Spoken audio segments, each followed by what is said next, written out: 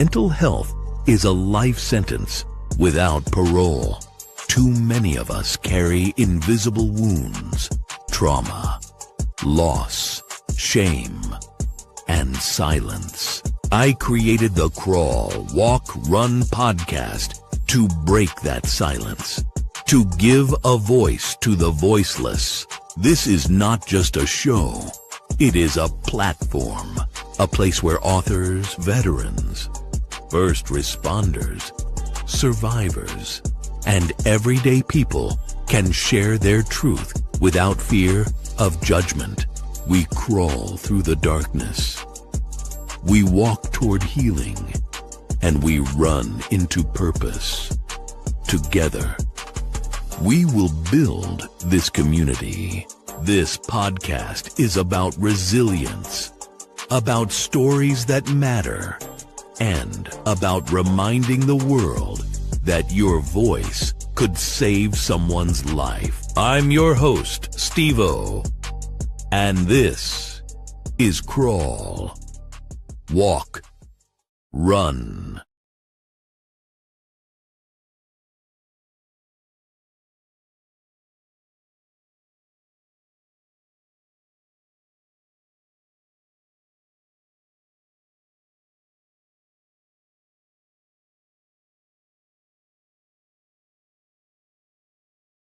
This is not just a country music artist.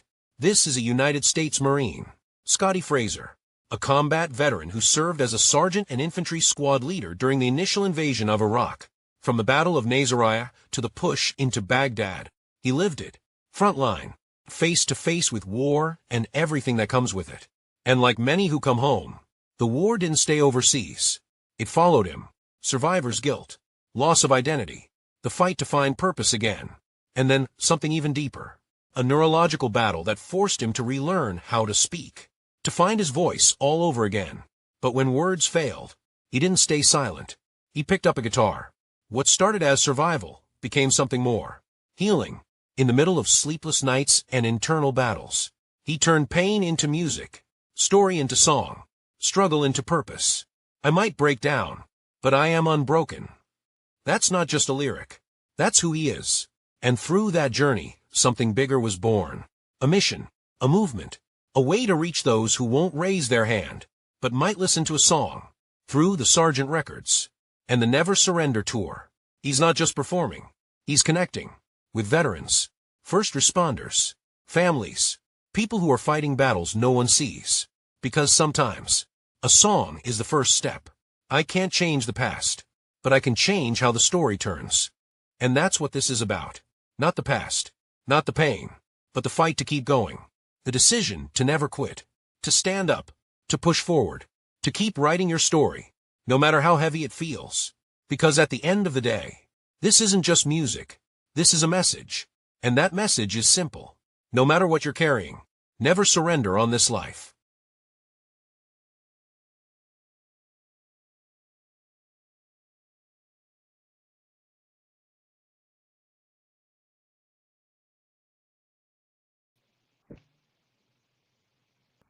I am Storytime with Tebow, and this is the Crawl, Walk, Run podcast, Season 3, Episode 18. And today, I am ecstatic.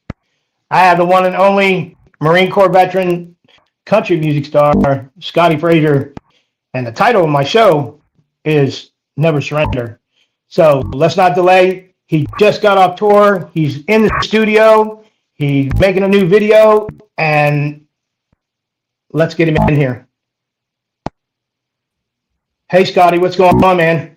How you doing, my brother? It's an absolute honor to be here with you today. Thank you so much for your time.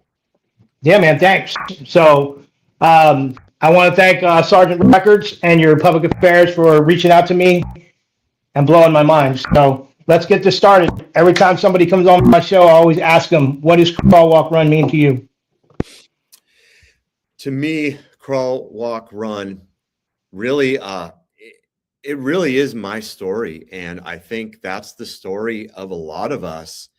A lot of us that go through darkness, that go through hardship, and those battles of having to relearn to live again.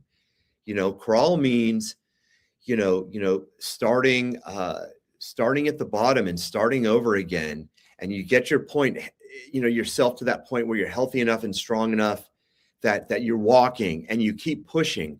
Crawl, walk, run to me is a story of keeping pushing forward and never giving up, the never surrender story, till eventually you run and you're back at it. So I'm just going to leave you up there. Can you hear me? Yes, sir. So what is trauma? And if you don't, what is trauma and what is your trauma? And if you don't have trauma, what do you do to help other people with their trauma? Well, trauma is, it's an exacerbating event that it's going through a tragedy. It's the physical and emotional repercussions of going through tragedies. My trauma is the emotional wounds of war. I served as an infantry squad leader in the Marine Corps in the push, which is the initial invasion 2003 of Iraq, and experienced some of the most visceral and graphic combat and witnessed and walked through utmost human savagery, things that almost nothing can prepare you for. And those kinds of experiences changed me absolutely for life. I see those scenes, I hear those sounds, and I smell those smells every single day of my life, and especially in the wee hours of the morning when I wake up from nightmares and write these songs. What I do to walk through that trauma, to crawl, walk, run, if you will, is at one point, so I've been a musician all my life. And at one point I decided to not grab the bottle, but to grab the guitar and to start writing these ideas, these feelings, and starting to digest these thoughts and these experiences and putting them into songs. And it turned into something that can bless other people and can give other people hope. And I've heard it said that some of my music is like an anthem for the brokenhearted. And I really want it to be that. Everyone you meet in life is going through some sort of battle, some sort of struggle. Trauma is very uniting because we've all experienced it in some form. And I just hope these songs can help heal people from those emotional and physical wounds. So I think you already answered question 3. What are the coping mechanisms that you use to help other people? Yeah, well, like we just talked about, for me, it's music. I think it's really fascinating about music is that I think it's innately ingrained in us. I was actually, when my grandson first learned how to walk, and I remember this from when my kids first learned how to walk. As soon as they could walk, and I'm always strumming the guitar around the house, they would hear the guitar and they'd start to kind of move their bodies. Now, no one taught them to do that. It was just instinctual. And that really can show us how special music is, that it's just something, it's a natural feeling, it's a natural go-to for people. And I really think that the words you put in the music and the vibe and the chord structures you use and the feeling can really make people feel something hopeful and positive in the middle of darkness. When you left the Brotherhood and the Tribe from the Marine Corps, what was your military transition like to civilian life? So military transition for me, it's interesting because it was really a new start. There's most of us who serve in the military that never really experienced a civilian adult life in the civilian world. I mean, we grew up in the military. A lot of people raised their right hand at 18 years old and left the house with mom and dad. And so it's almost, in some ways, yes, a transition, absolutely. But in other ways, it's also a very new beginning. So for me, there were many, many times when I was in the Marine Corps, whether in the States, doing some of the BS stuff that we have to do in garrison behind the scenes, and all the cleaning and polishing and marching and all of this. And then even including some of the hard times downrange. You know, you're just kind of dreaming of getting out and being home and having that peace and being able to sleep in late, eat what you want, and those kinds of things. But then you find that, at least for me, that first day I woke up in California outside of Camp Pendleton, I woke up very early before my alarm, as I always did. And I sat on the edge of my bed, and I didn't have to be at base. I didn't have to be at formation. I didn't have to be anywhere. I lived 4 blocks from one of the most beautiful beaches in the world. I could go down there and have a coffee and watch the sunrise, but it was very surreal. After 10 years, it really felt like, you know, I still have that connection to being at base, formation, those stresses, those pressures, those interactions. And here I was waking up, and on my own terms. It was very interesting, and it was kind of off-putting. I really wasn't ready for it.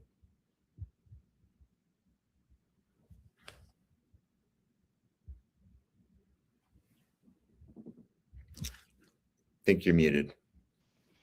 I always do that. The whole platform belongs to you, Scotty. So we'll take a commercial break in between you talking. I just want to bring up a couple of things, because you talked about the initial push.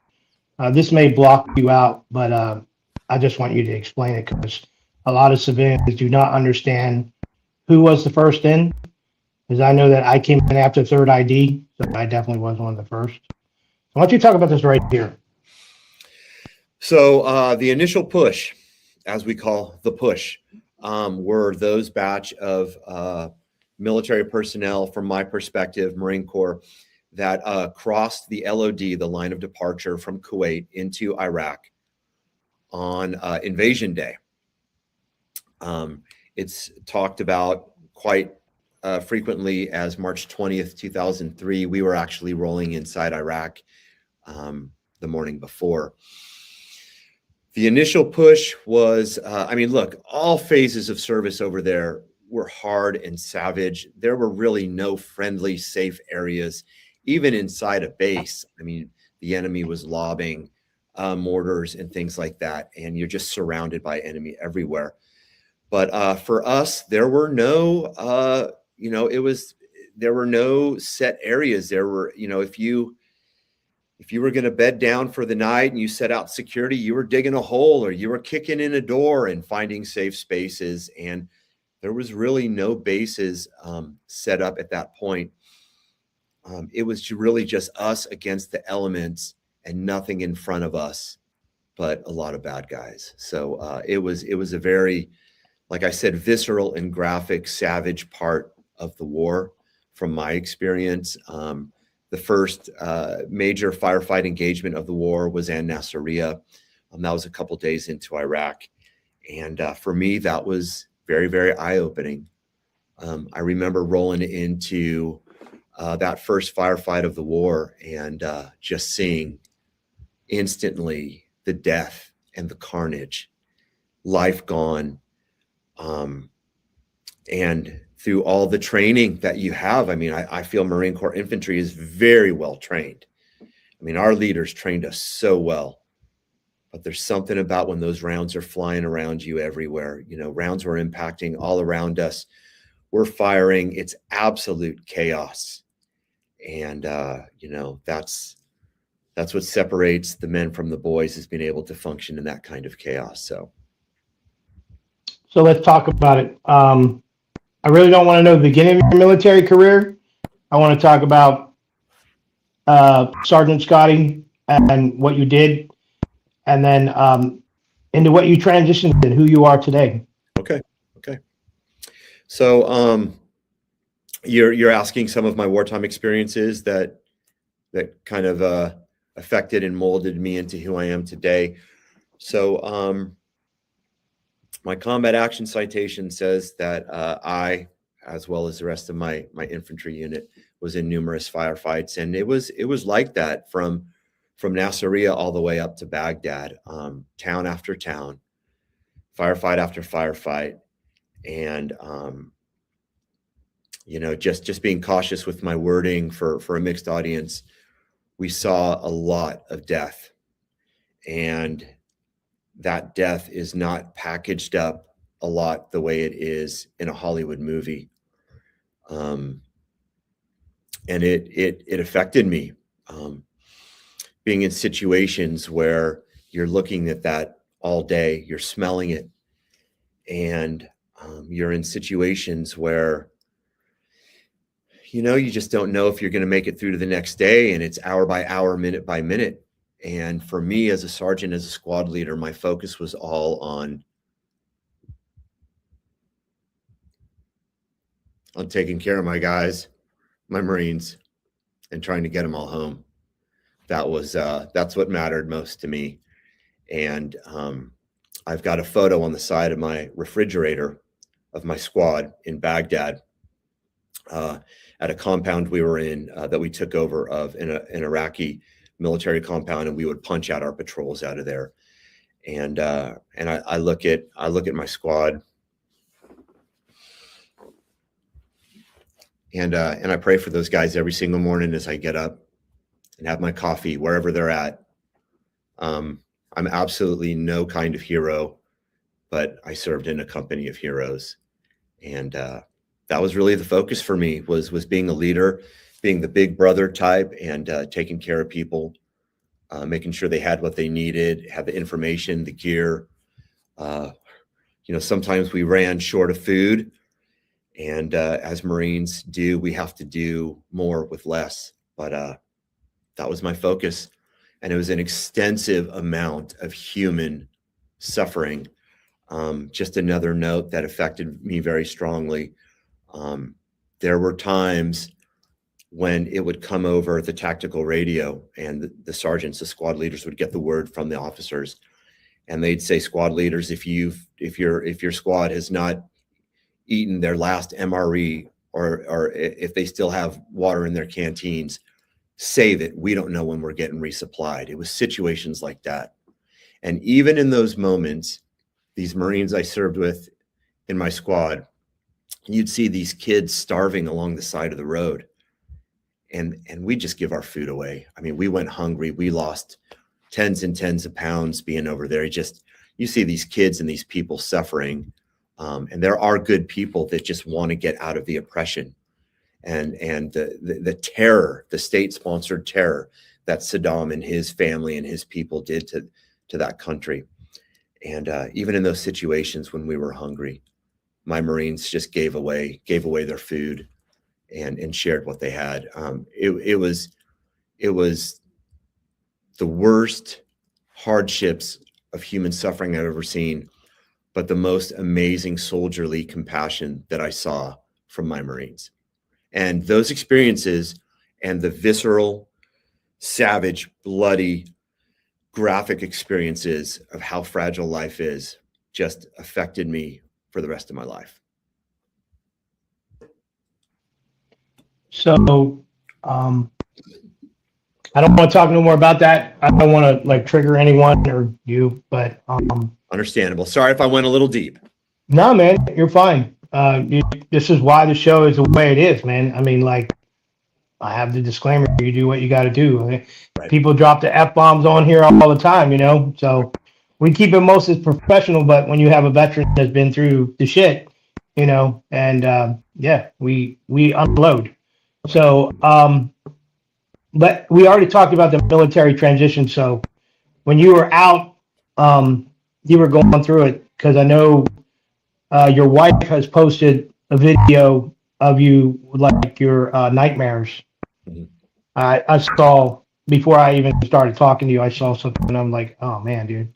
But talk to the people about night tremors, or night terrors, nightmares, night terror. Right.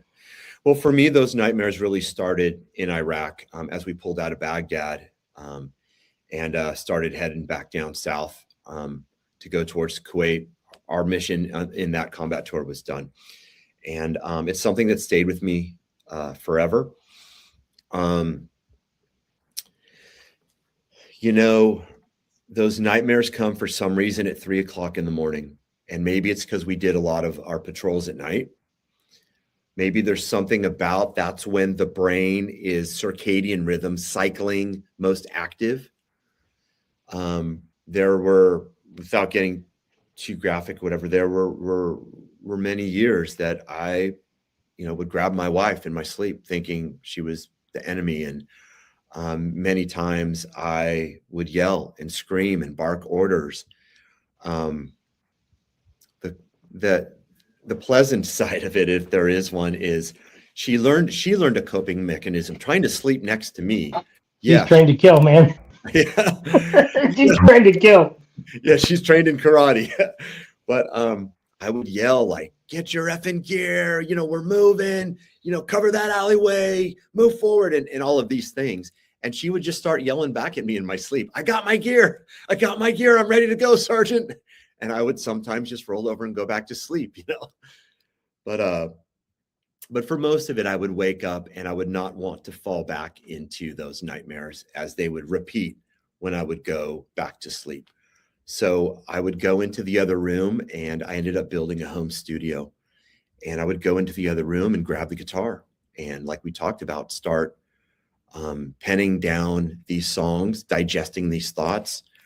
My PTSD doc at the vet center always told me to journal. My thoughts aren't super congruent to write stories in that way, but I write them in short bursts that become these songs. So that's where songs like You Were There and Do or Die and Bullet for My Time and Half the Way Home, and that's where all of those songs came from, 3 o'clock in the morning after nightmares. And, I think a lot of veterans, regardless of what their experience was and their service was in the Middle East, I think a lot of them deal with nightmares on a regular basis, and my heart absolutely breaks for those folks.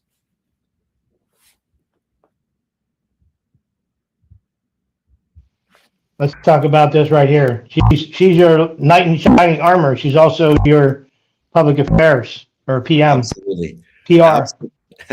Absolutely.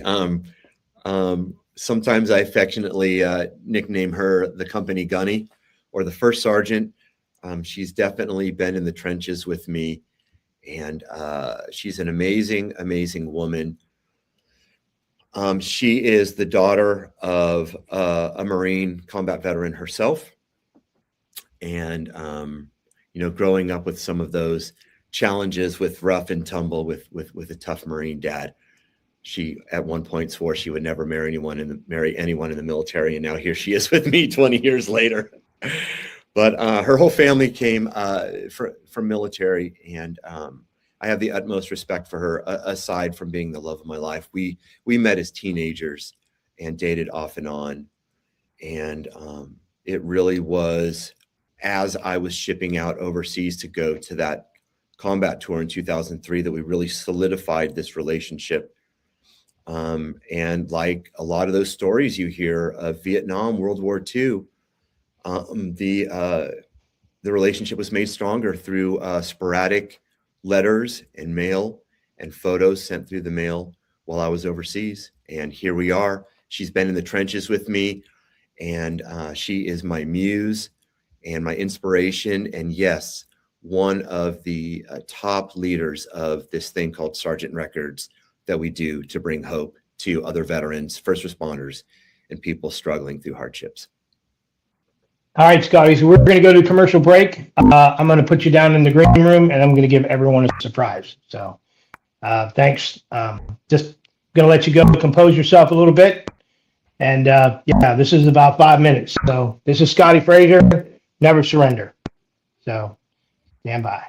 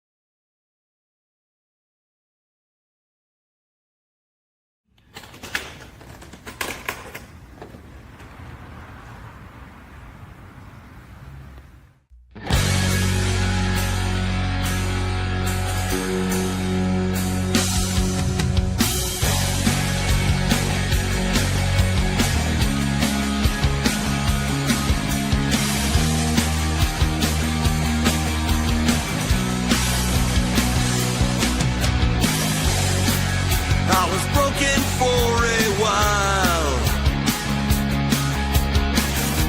A drop of blood for every mile I'm on. I took all that they gave and lived to fight another day. But if today is all I get, I'll make my mark and you can bet that I'll never surrender.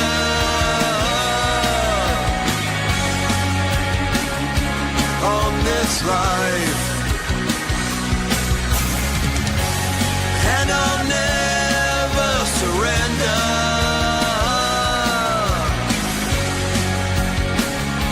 On this life,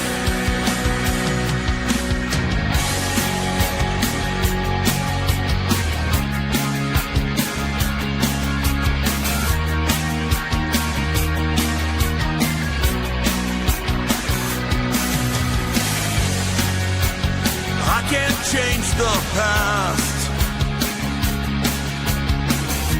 but I can change how the story turns.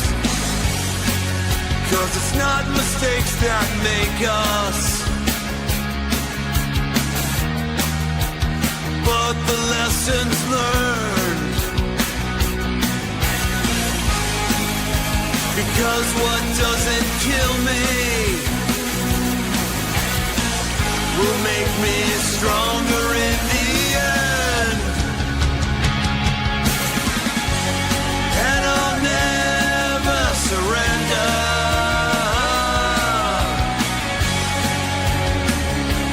On this life, and I'll never surrender.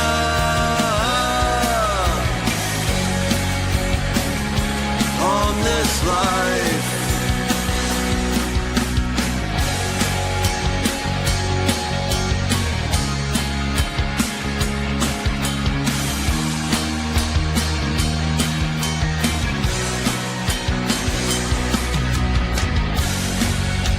and even if I fall, I'll get back up, standing tall again, with a medal on my chest. God knows I've done my best. Because what doesn't kill me will make me stronger in the end. And I'll never surrender.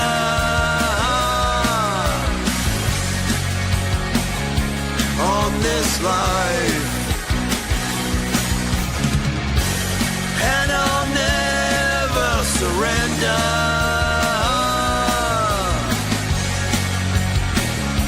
On this life, and I'll never surrender.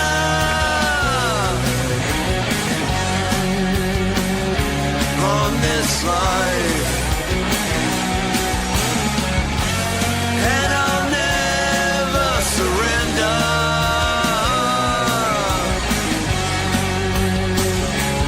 On this life,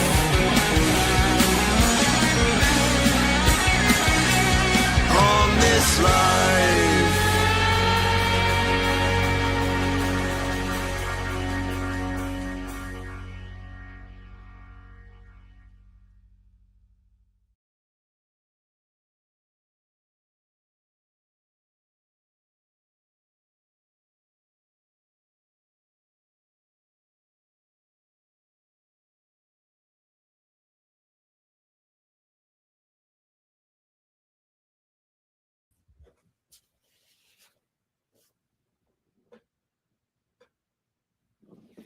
That was freaking amazing, Scotty.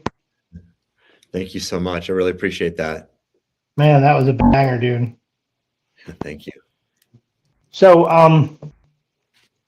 let's go into why you do your music. I believe you have a true story to tell in your music. I've listened to a few of your songs now, and I'm a fan now. So, but yeah, Never Surrender is yeah. I'm starting to use hashtag Never Surrender in my messages. So, Awesome. but yeah, I would say the story that you told. If somebody's out there struggling, and you know, we didn't go into the main depth of country music star Scotti Fraser. We went back and let people know that you actually have pain too. So Absolutely. somebody that's struggling, a veteran that just got out, what would you tell them? Well, thank you for bringing that up, because I want to be very, very clear that, you know, I may in some respects be the never surrender singer guy, but I'm absolutely not the guy that's got it all figured out. I am broken just like anybody else. I have my hardships, I have my struggles. A fair amount of the time, I'm very difficult to live with and deal with. And a lot of that is the side effects of those things of PTSD that make certain experiences and interactions and things very challenging. So yeah, I'm not the guy that's got it all the answers. I hope if there is answers, I hope maybe they can be found in these songs, because we all have that love of music in common. I would say to someone, if they're struggling, I would want them to know that even through the darkness that they're walking through, that their feelings are viable and real. And it's okay to feel that pain and that hurt. It's okay to, you know, it doesn't make you less than because you're struggling. I say this to anyone struggling right now watching, is that the scars on your heart and the wounds on your body are not proof of your mistakes or missteps or brokenness. They're absolute proof of your resilience and strength, that you are still standing here today. And that's really what this song, Never Surrender, is about. It's just a rally cry for people to never quit on life. You know, everyone has a story, and that story matters. I always tell people at my shows, you know, at the venue we're playing at, when the show is over and everyone leaves the venue is a lesser place, because the venue and the show and the experience is all about the people that are there. And, you know, I just want people to know that their story matters, no matter how small they may feel it is, or what they're going through, that it is a big deal, and everyone has this story, and the story matters. Those stories of all of us make the world go round. Can I say one other thing, is that if we look around, there is more that unites us. There is more that we have in common than that makes us different, despite what we see in the news and in social media and in all that chaos. You know, everyone you meet in life has had victories and defeats. Everyone you meet in life has fallen in love and had their heart broken. We all know what it's like to be alone on a Saturday night.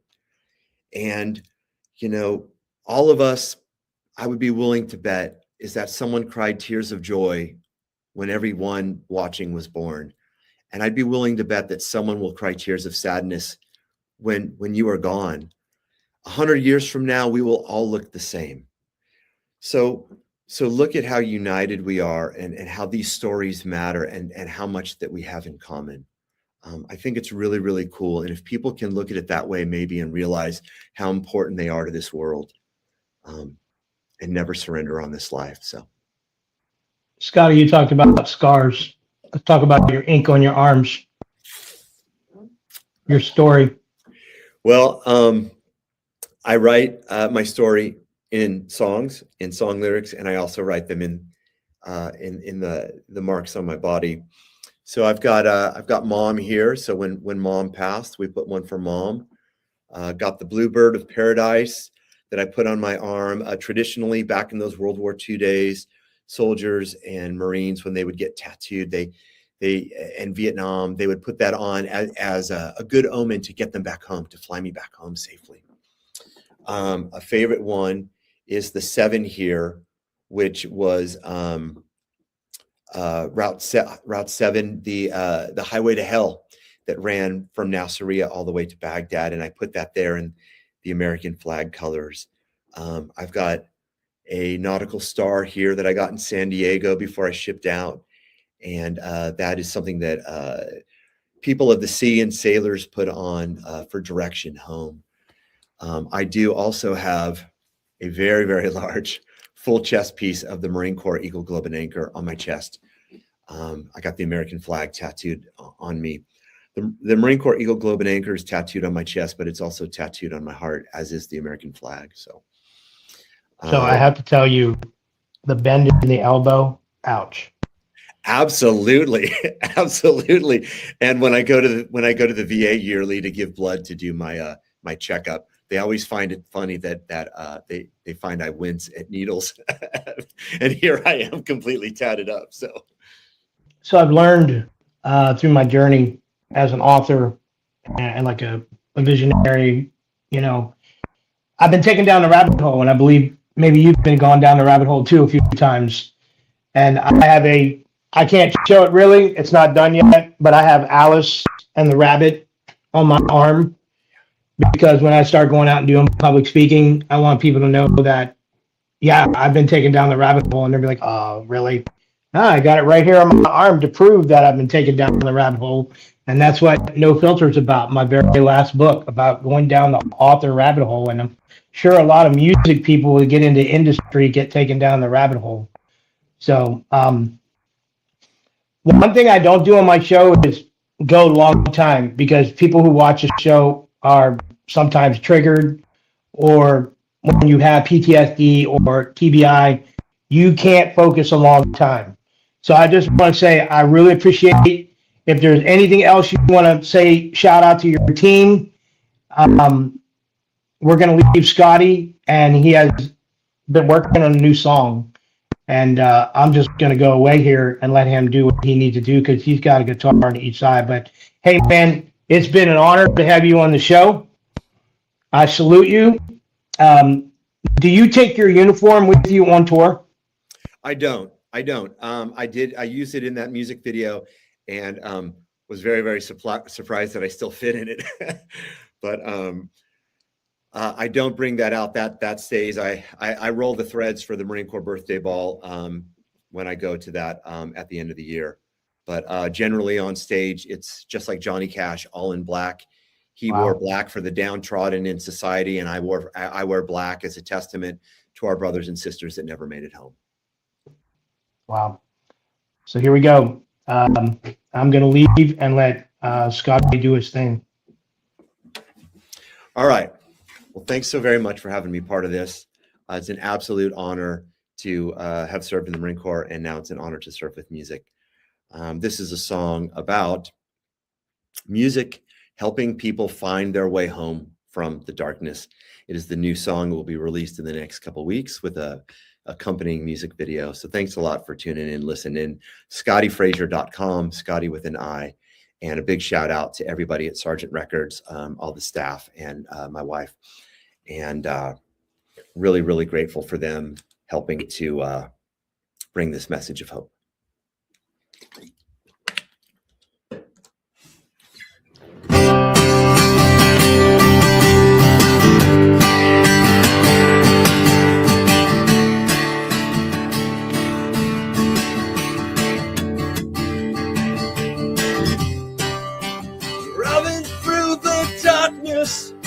A road I know so well.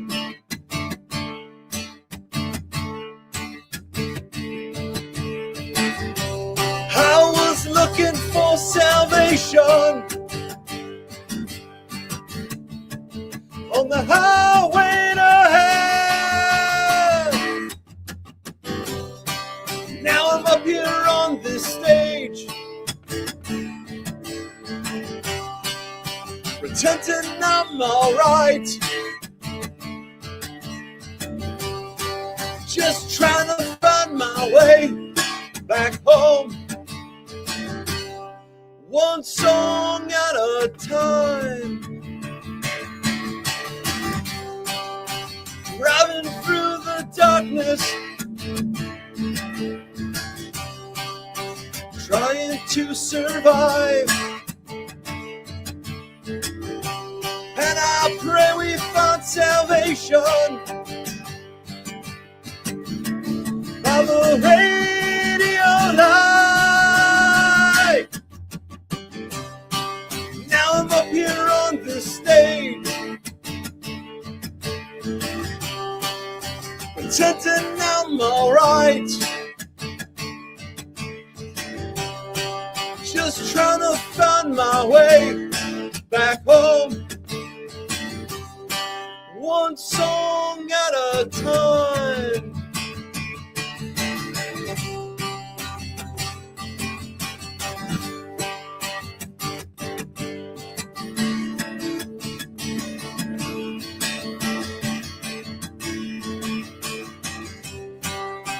Driving through the darkness to the show tonight.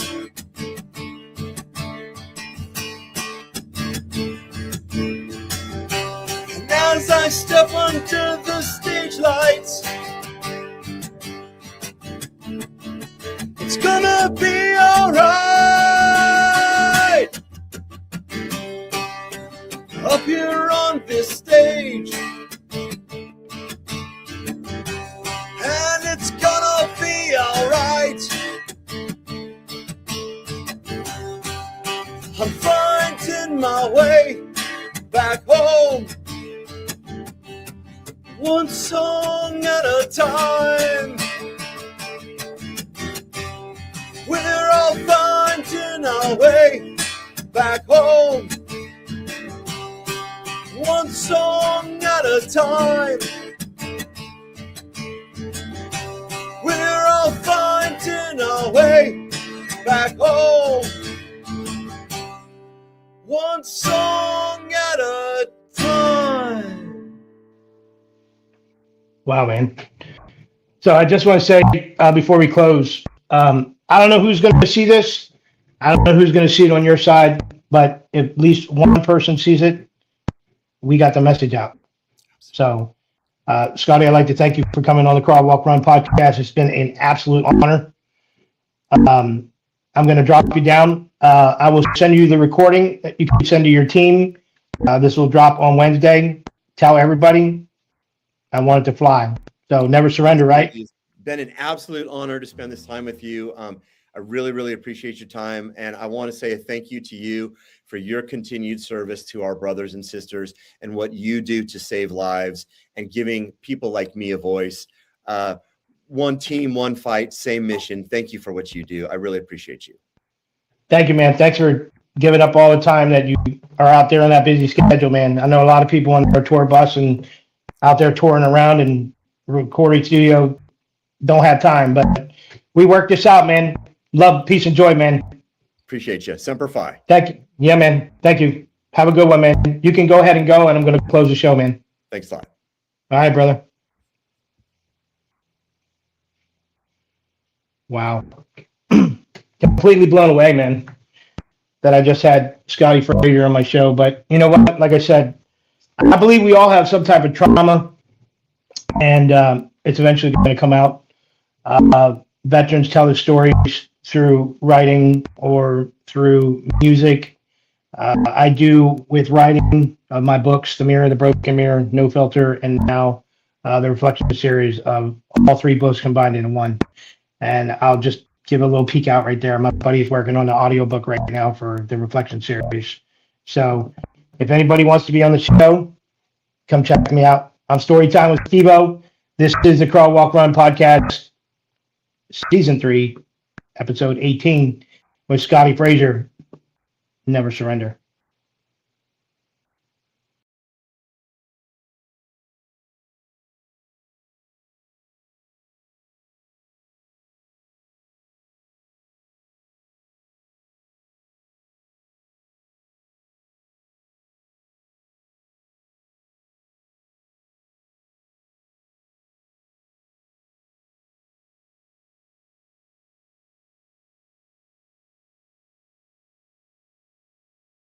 We were trained to endure, to adapt, to overcome, but nobody prepared us for what comes after the uniform comes off. This season, we're pulling the curtain back on the system veterans are forced to survive, not just serve. From suicides happening at VA hospitals, to mental health care that falls short, to growing fears about disability compensation ratings and cost cutting. We're asking the questions no one wants answered. Why are veterans still fighting for care? Who's really being protected? And who's being left behind? And what happens when silence costs lives? This isn't politics. This isn't opinions. This is lived experience. Season 3 of Crawl, Walk, Run, where we stop whispering, start questioning, and refuse to stay silent.